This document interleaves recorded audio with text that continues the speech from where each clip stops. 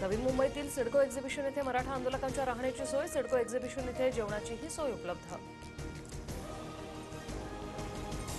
मुंबईत विविध ठिकाणी मराठा आंदोलकांना नाश्त्याचं वाटप. आझाद मैदान, सीएसएमटी, नवी मुंबईत नाश्त्याचं वाटप.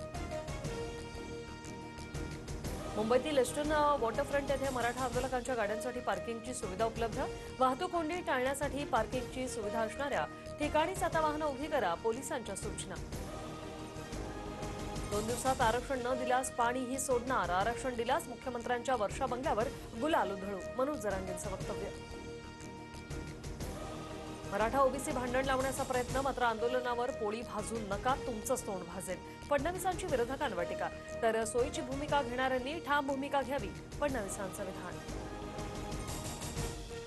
मुख्यमंत्र्यांचा उपमुख्यमंत्र्यांना भेटणार. मराठा आरक्षणावर लवकर तोडगा काढण्याची मागणी करणार.